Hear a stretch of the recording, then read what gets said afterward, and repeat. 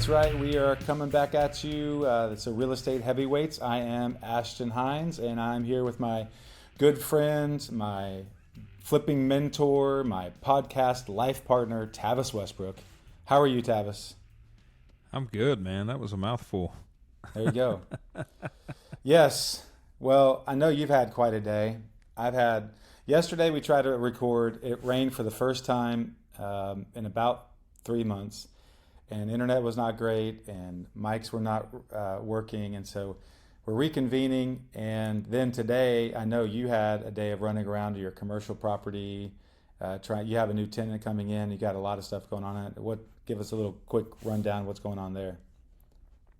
Yeah, we got 2 new tenants actually to finalize it. It's a 5-unit strip center. Picked it up in May of 2022, and full on renovation on the exterior, interior, replaced plumbing, replaced all the HVAC systems, lots of stuff, lots of details, lots of learning curves, lots of new things to learn.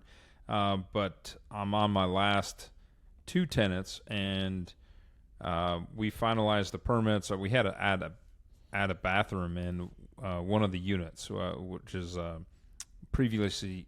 previously set up as a restaurant, but it only had 1 bathroom, and you had to access through the kitchen to get to the bathroom. So that doesn't work for customers.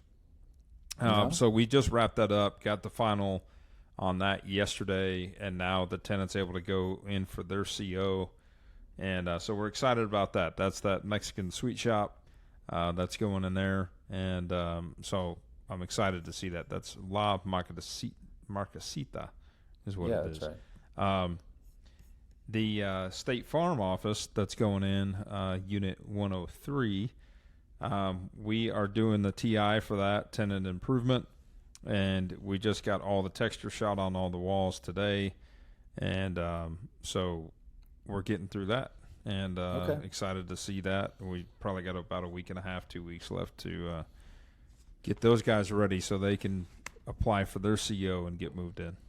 Nice. And I know you got a new tenant in one of your midterms, and so you've been busy. Yeah. I know you're looking for houses. Parts the last couple of days.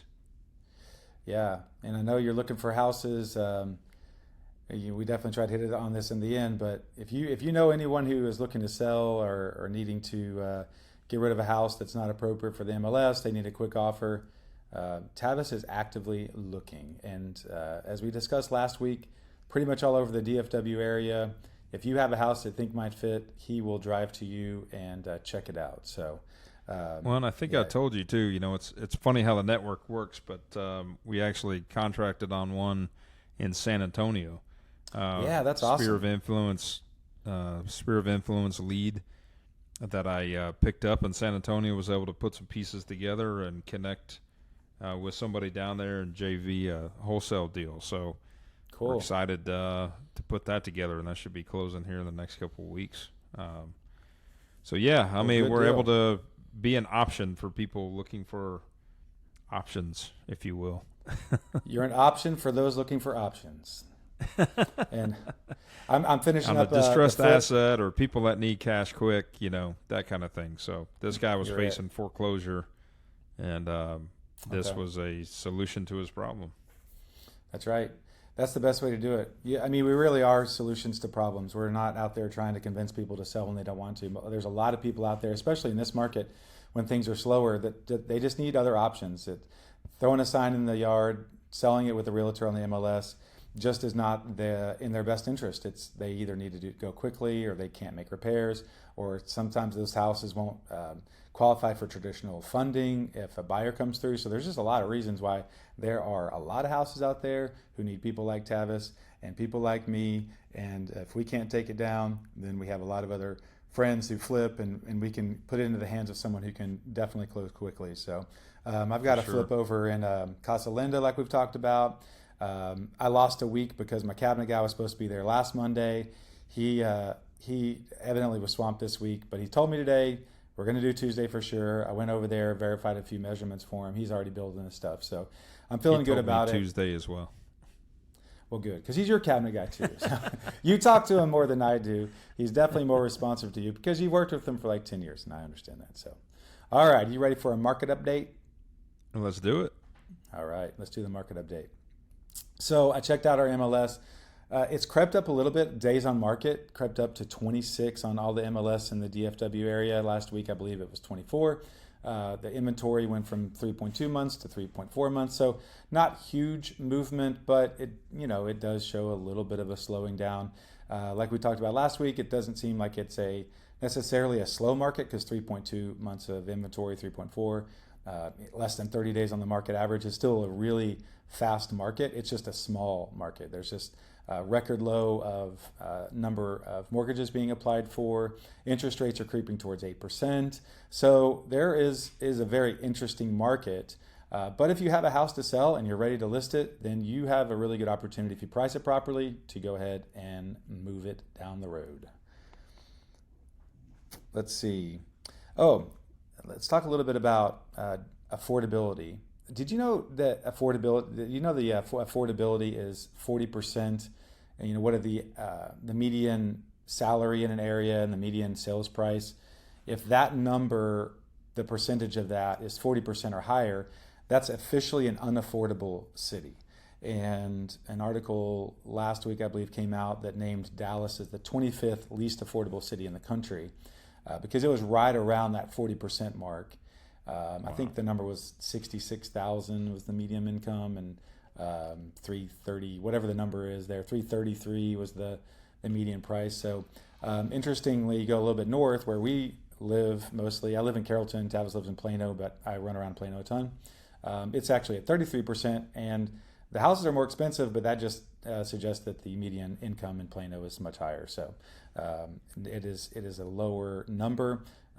And so all around the DFW, out of everything up here, Dallas itself is the least affordable city according to statistics. So I thought that was interesting. I've heard that term before, less or more affordable, and there's actually a math equation to it. So well, I think another good to piggyback on that would figure out what the average DTI, debt to income ratio, needs to be on a $330,000 house, because you can couple that, right? If the median income is 66,000 and you have a DTI of 40% or whatever the number is, I forget exactly what it used to be, what the underwriting guidelines used to be interesting, because we're definitely getting in a position where the majority of your income goes to housing, and that's how it's been for a long time in other parts of the country, especially like when you go up into New England and you go obviously into areas of California and things like that. Mm-hmm.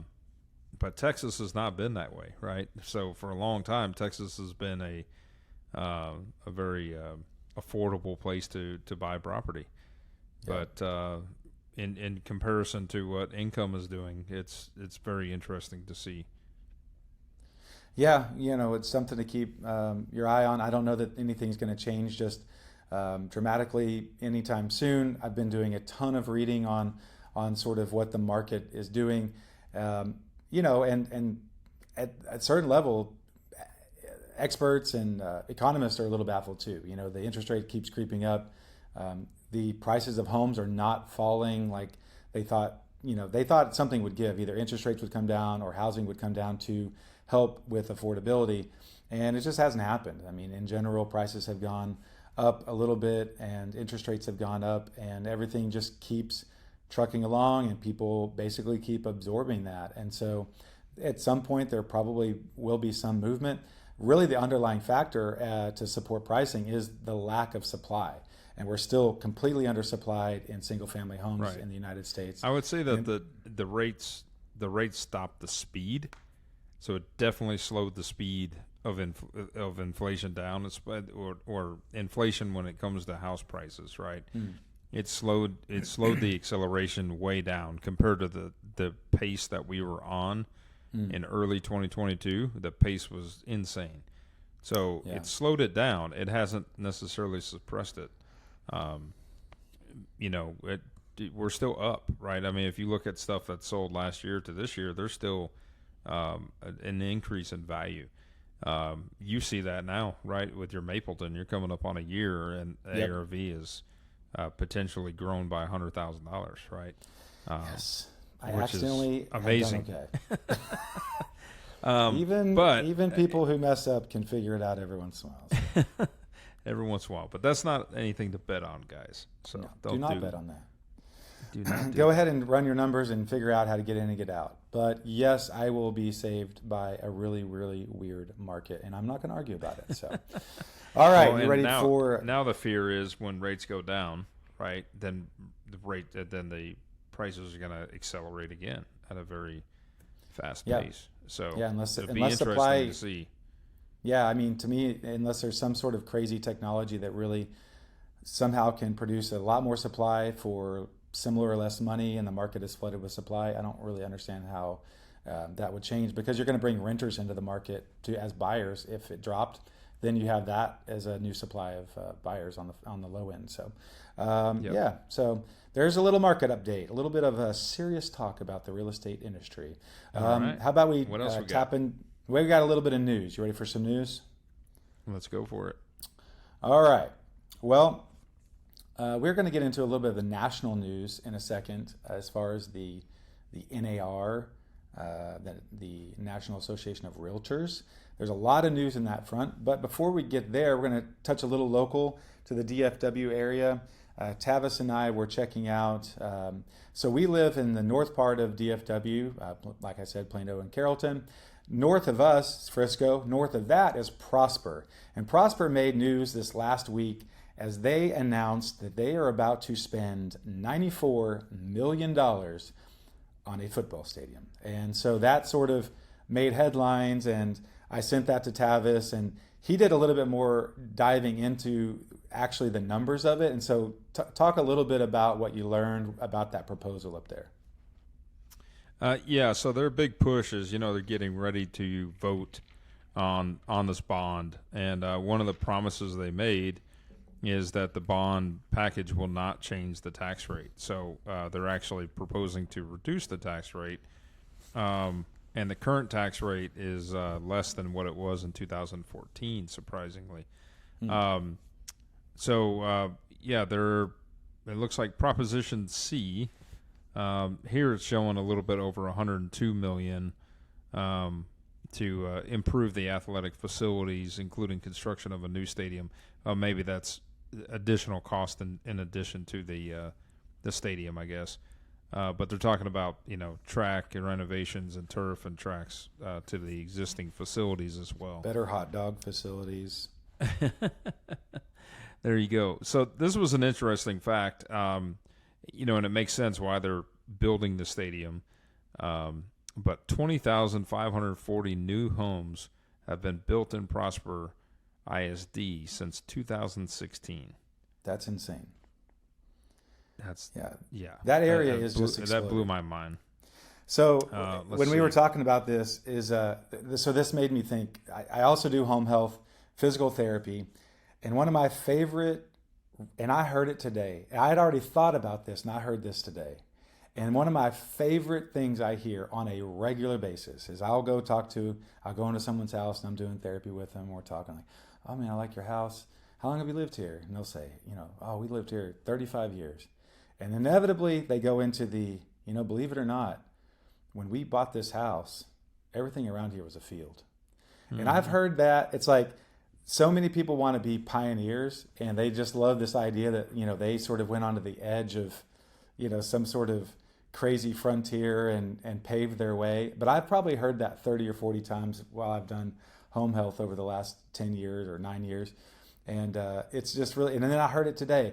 And so I guarantee the people up in Prosper, you go talk up there, everyone that's throwing up a house right now, here in about 20 years, they'll be talking to somebody and they'll say, believe it or not, when we moved out here, this was all a field. And it is true. I mean, The tollway dead-ended up there. It is insane to think. I mean, we're creeping closer and closer to the Oklahoma border, and they already have a ton of great casinos up there. And so it won't be just a whole lot longer until you can drive from, Dallas to Oklahoma to the casino, and you would not probably know when you left one and entered the other one.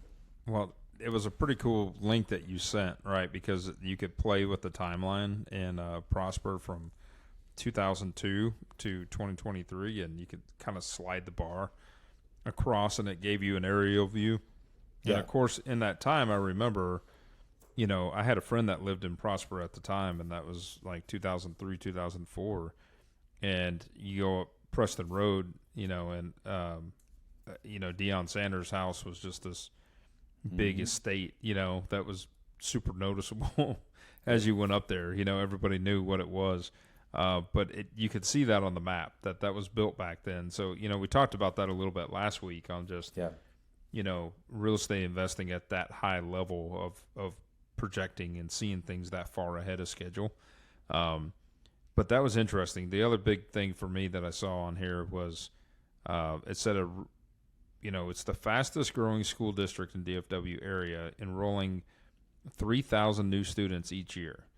Wow. Since 2002, Prosper ISD has grown from 1,000 students and 3 campuses to over 28,000 students and 25 campuses in 2023. Wow. Yeah, so, the headline of $94 million for a football stadium is insane. Allen ISD did something similar a few years back. I think they got to $60 million. McKinney ISD has a huge facility. I know Hurst Euless Bedford has.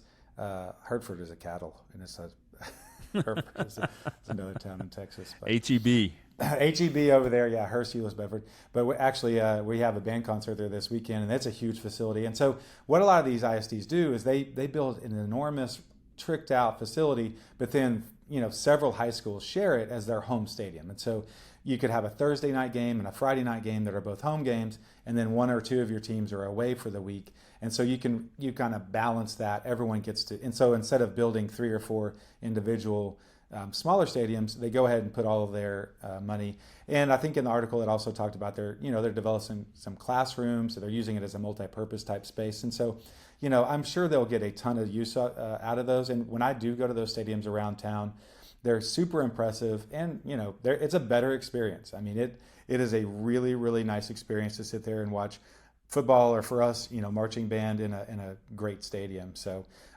kudos to them. They're growing, they're figuring it out, and I hope it goes smoothly, and I'd love to see a game up there. So well, why don't we we're going to get to our national news here in just one second, and before that I'll have a little bit of game show for you, Tavis. Are you ready for a game show? I'm ready. Let's do it. All right, we're going to call this is going to be an award-winning segment, How Much You Think That House Is Worth. And so I emailed you a screenshot of a house, and I tried to delete as much information as possible. I may have messed up slightly, but this house is in Highland Park, and I want you to take a look at that little screenshot there and tell us a little bit about the house. And I want you to kind of use your 20 years of experience in the real estate game to try to figure out how much you think that house is worth. All right. So we've got a house here, and the house is in Highland Park. And let's see, what year was it built? So it was built in 1999. So I can guarantee you, unless it's been updated, it probably looks like everything built in 1999. That was old world and lots of dark wood and Killam beige on the walls and dark countertops and all that good stuff. Probably big, heavy oak or knotty alder, if you will. So I can't see any more pictures to see if it's been updated since then. There's a good chance that it is, because that was obviously 23 years ago. And it looks like I can't see how fast it sold. So I don't know how many days. It sold on in 3 market. days. Days on market was 3. Well, then it was updated. It was a quick one. And I will tell you, it was updated some, but not completely. And the backyard's amazing. So okay, so let's see yes. how big. So 0.25 acres, so good sized lot. 74 by 150. And it looks like the square footage is 6,200 square feet, 6,213, according to an assessor. A cozy 4 bedrooms, 6213, yeah. 5 baths. 4-bedroom, 5 baths, 3 living areas, 3 Highland fireplaces. Park, one of the 4 highest end half-baths. areas of Dallas. So yeah, 6,200 square feet, 4-bed, 5-bath, Highland Park, partially updated, sold in 3 days. Okay, 4 Tavis. and a half baths. Sorry. Oh, okay. Yeah, I can see your brain working. You're recalculating. So let us know how much you think that house is worth. Okay. Let's see. I'm gonna act like I didn't see the dollar per foot. Yeah, act like that. So- act like that. Okay, I'm going to act like I don't see the dollar per foot, and just going off of my knowledge in the past of Highland Park, I'm going to say it's around $600 a square foot. So 6 times 6, 6 times 6 would be 36. So about 3.6 million is my guess. 3.6 million. You were close. However, it sold at $1,035 a square foot. So Wow. it sold. So yeah, at I was a not strike close. price It's of about $6.4 million. So yes, Wow. that is quite a house right there. But yeah, I'll figure out how to get you better pictures next time, and you can. But partially updated, beautiful house. But Highland Park is a well-known neighborhood in the Dallas area. Preston Hollow, Highland Park, definitely some of the highest-end houses, and I just like looking through those every once in a while. And I got on the MLS to see what the most expensive house in the last 15 days to close was, and that was it. Outside of a misprint of a 5-bedroom house up in Frisco that accidentally was listed to sell for $83 million. So I think it sold for $836,000. Oh wow! So it was a big misprint. It wasn't even at $8 million for that. No, I don't think so. I think they're really throwing off our numbers. So anyway, whoever has that one might want to check it out. So, all right, let's get into our nuts and bolts section, our real estate nuts and bolts, and we're going to talk about the National Association of Realtors, and it's several big brokerages. Keller Williams is one of them. There are a few class action lawsuits that have been filed. This is not new. It's been going for a few years, but it's really coming to a head over the last few months. There's been some settlements. There was one up in the Northeast with a smaller MLS about a month ago, I believe, and then this week another MLS settled for $55 million, and then another one, I believe the total was maybe like $138 million. So what's happening is that there was a class action suit that basically said that on the seller side, they felt like they were pressured into a system that made them pay for the buyer's commission.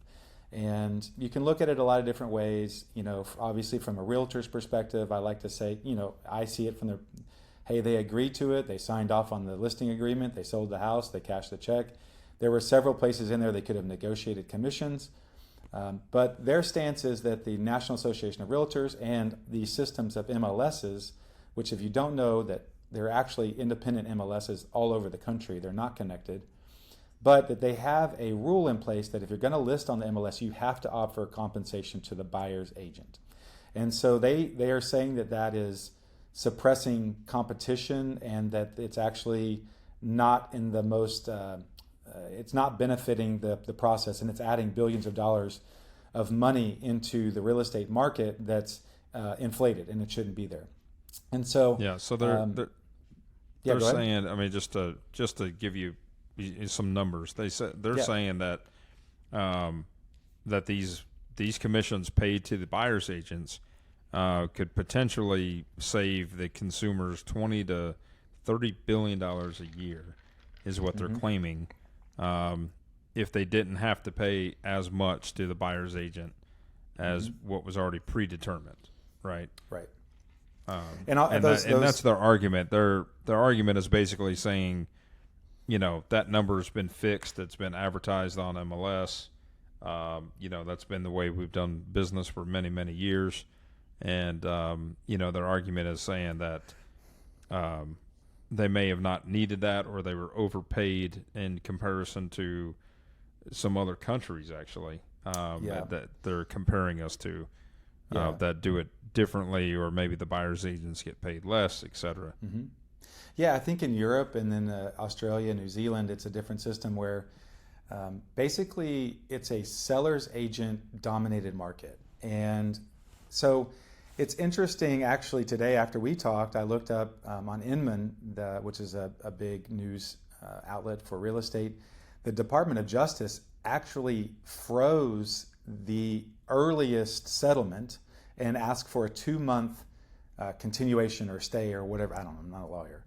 They want another 2 months to look at it to make sure that that settlement is actually going to be in the best interest of the consumer overall. So it's not over. And I know the NAR and all these MLSs and a lot of the huge brokerages are fighting this because there's a lot of agents and brokerages who are built on this system. And to be honest with you, Zillow and Realtor.com and House.com, a lot of those are built on the idea that they can sell they can sell buyer leads to agents. And so if the buyer agent goes away or is greatly diminished because their commissions are diminished, then the system as we see it now really, really will change. Now, what it looks like, who knows? But in Europe, it's definitely a seller's agent dominated market where once you get a listing, you're kind of in the driver's seat because you host a bunch of open houses. And then anyone who's walking through the door, one, is probably unrepresented, and two, is also in the market of selling their house. And so you get to see both sides of the buy and sell of this house, but now you have this huge supply of people that you know are great leads that you can follow up with and just kind of keep the system going. And then if as a consumer, as a buyer, if you want to hire a buyer's agent, you're welcome to do that. But the problem is those fees cannot be rolled into a mortgage. Mortgage as the laws are now, you could not roll in an extra $10,000, $15,000 in agent commissions into your future mortgage and just finance it over the next 30 years. And now maybe that would change. Yeah. So I mean, my opinion is, and going back pre-internet, right? So the internet changed the game in real estate, right? Mm-hmm. It extremely did, and I think people are losing sight of that in this scenario. And I think that this system that we have works really well. I mean, it's mind-boggling to me to see where this thing developed and what attorney came up with this concept to do this class action lawsuit in this direction, because there's so many holes to poke in the story. Because you could go back and say, okay, yes, the agent, that represented the buyer made 3% on your deal, but how many agents was this shown to? What was the demand, the amount of demand that was created because this was an MLS with an incentive that the buyer's agent representing the buyer is going to get paid 3%.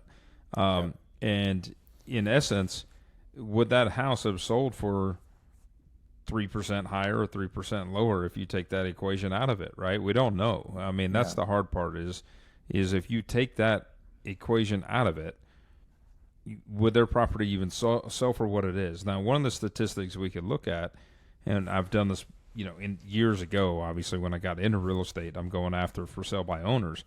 The argument there was with an agent, I can sell the home for more money.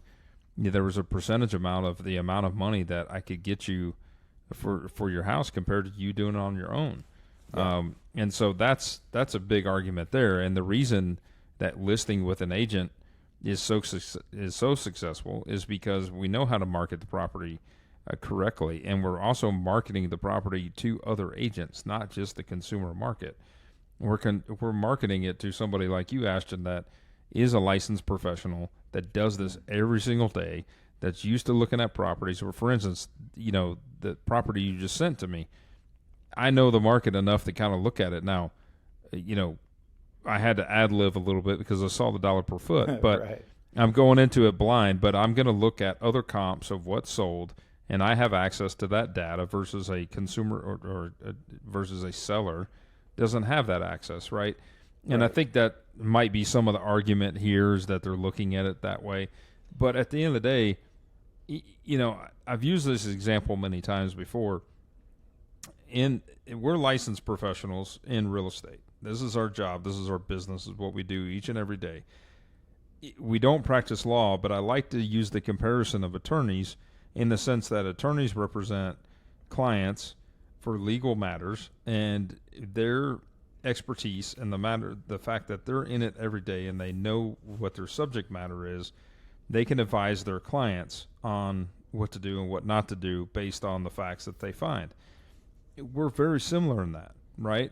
And so when you have the fact that we have buyer's agents and we have seller's agents, we both represent our clients equally with a fiduciary responsibility to represent our client at the highest and best necessity that we can based on what they want. And the thing is, we go back again what I was saying, prior to the internet being created, that was the market we lived in real estate. The majority of properties sold were double-sided by the listing agent, and they got people to the property from their sign in the yard or the marketing that they were doing, and broadcasting to a community or a neighborhood or newspaper, et cetera, all different ways of marketing. And the buyer was essentially unrepresented. Now, in a lot of cases, the buyers thought they were represented by both because they would call the sign and talk to the agent, and they're like, oh, hey, can you represent me? Yeah. It's very much like you walking into a car dealership and thinking, that guy's giving you the best deal possible because he made you feel good. He represents the dealership. His job is to sell that car for the highest possible price he possibly can and get approval from other people that work there. It's not anything to do with representing you and finding you the best deal. I don't even care if the guy's your friend or not. He doesn't work for you. He works with the dealership, right? So the fact that when the internet changed the game and we came up with an MLS, multiple listing service, prior to that didn't exist, right? Everything was printed on an office window, and they had a database of listings, and you would talk amongst yourselves and make phone calls and see what was available and things like that. Well, my understanding is actually that's where the idea of pocket listing came from, was that you would actually keep a list of your current listings in your pocket. You would have this sheet that the broker would print out in the morning or whatever. Hey, here's what we have available. And they would keep that on. This is what we have in our office. This is what we have. And so it was like literally a pocket listing. And so now you hear the idea of a pocket listing, and that's sort of an unlisted, hey, kind of a, I have a buyer, you have a seller, you kind of do it sort of without going on the MLS or something like that. That's kind of the pocket listing, is without putting it on the MLS. But that's where it came from. So, yeah, it's interesting. Of course, we're biased. But I do think from a consumer standpoint, it is nice to have representation. And then I think what's going to happen is maybe a hybrid, as opposed to us going just overnight, Zillow's gone and we're doing this European model. I think it's probably going to be a hybrid, and I think it'll land in the realm of where the sellers have to go above and beyond, or the seller's agent has to go above and beyond in explaining the system and their options and negotiating the percentages, explaining where the buyer's fee comes from and where it's going. And honestly, it may be that they restructure that, and instead of calling it a buyer's agent commission, that they call it a marketing fee, and that you're basically paying the seller's agent a lump sum fee up front, which is really what happens.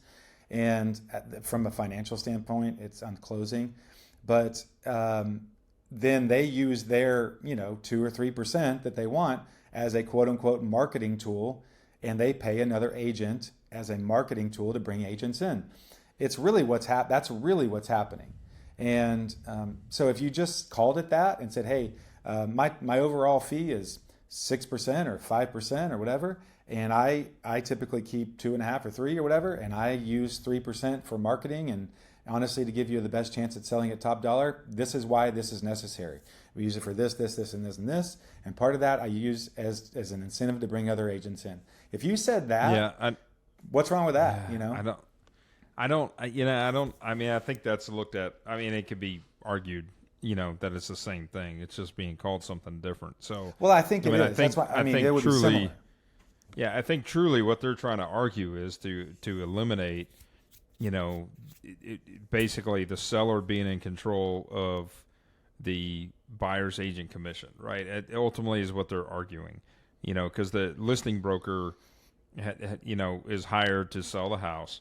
And so therefore that commission is negotiated. But, you know, the listing broker then tells the seller, hey, I have an agreement here and you're going to agree to it that we're going to co-broker to attract other buyer's agents that are going to bring us, you know, a buyer to buy your house. You know, and that's the way it's been done forever. But that's what they're trying to argue against, is that was a predetermined fee versus it being negotiable at the time of the transaction. And that, yes, there is steering that's happened, because if they reduce that commission on MLS to 2% or 2.5%, then an agent that is representing a buyer can decide not to show that, you know, property. Which is they have that illegal. authority because it's predetermined or pre-marketed that, you know, they're gonna get paid less if they represent this buyer and go buy this deal, right? And that happens a lot in like REO property, or, you know, other discount brokerages, et cetera, or, you know, you have investors that do that. And so that is always, I think that's really where the argument is how do they, how can the buyer's agent fee be negotiated by the seller to still be fair, and still get a fair shot at the market? You know, I think that's truly like some of the baseline argument. But again, you go back, I mean, if you're selling your home, at the end of the day, you're not paying anything out of pocket, because typically it's your equity that's paying the difference. So therefore, the seller has a lot more control over how much money is going out as far as the cost of sale, versus a buyer that has to come up with the cash, not only to pay, especially if they're financing. And, you know, like, for instance, a $300,000 house, by the time you look at origination fee, you know, your prepaids, right? So your closing costs and your prepaids now are paying 3 to 4 months worth of taxes up front, a year of hazard insurance, and then 2 to 3 months in reserves, and then your down payment requirement. So even if you're going FHA at 3.5% on a $300,000 house, that's, you know, over, you know, it's over $10,000 for the down payment requirement, and then you're looking at another probably $8,000 to $10,000 of cost for closing costs. So now it's going to cost you $20,000. And now if you tack a buyer's agent, you know, onto that that you're paying, now you're talking that the consumer buyer is now looking at having to save $30,000 to get a fair representation, somebody that knows the market, that's a professional, that's in the business every day, that's going to help you negotiate. Otherwise, you're now talking a buyer's going to go into the lion's den with a listing agent that knows what he's doing, that is going to strong arm the buyer, you know, to get what they want out of the deal. And, you know, you might have buyers that overpay in that sense, right? Because they don't want the representation because they can't afford it. So, and I think that's where the I see a DOJ lot is of kind of taking a look at problems with this. Yeah, but I see a lot I of really issues. think that's where it is. Yeah. So, I mean, it's super complicated. There's class action. There's thousands of people that are a part of this. There's multiple MLSs. There's big brokerages.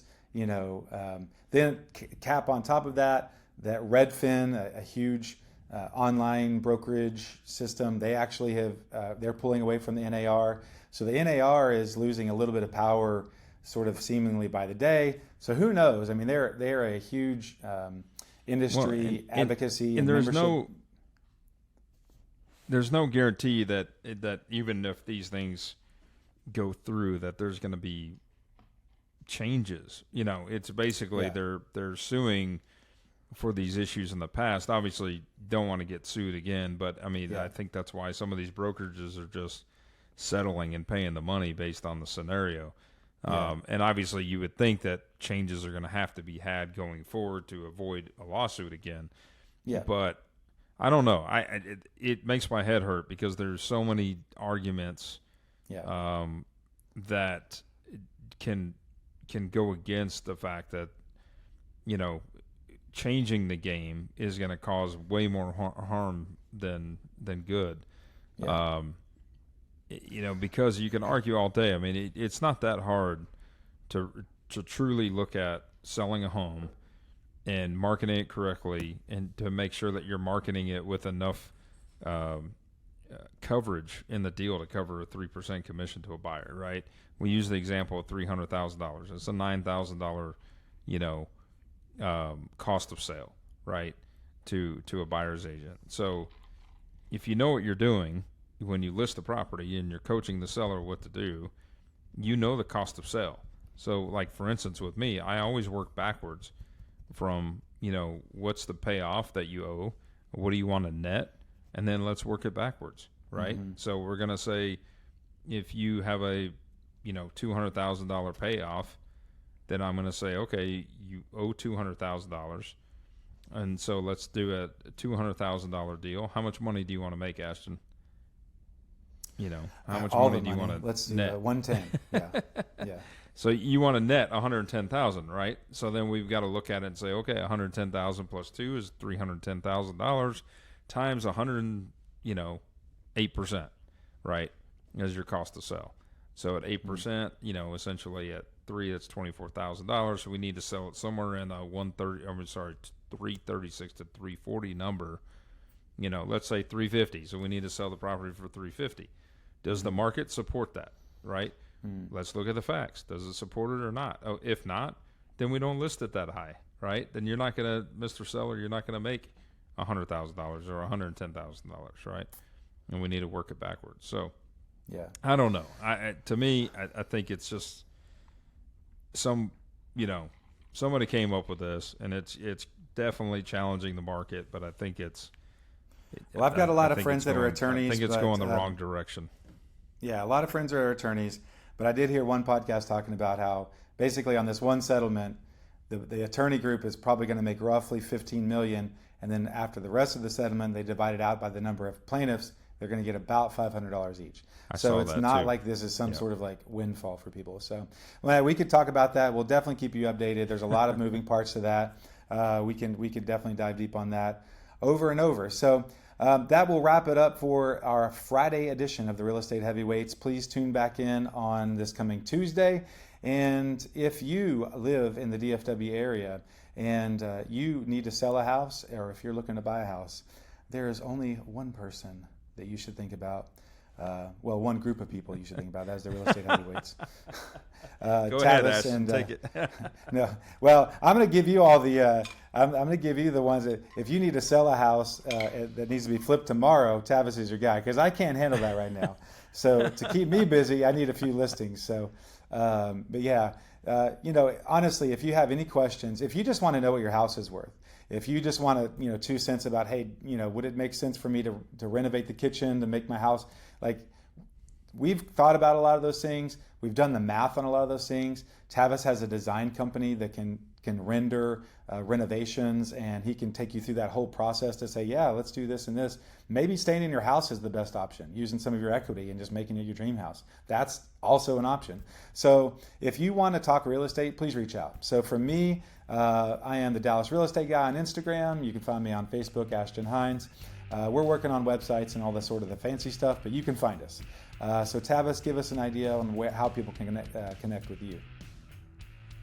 Yes, you guys find me on the internet, Tavis, not Travis, no R in my name, like Travis without the R.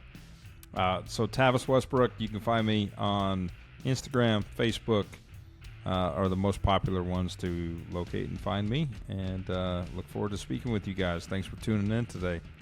Yeah, thank you so much, and we will check back with you on Tuesday.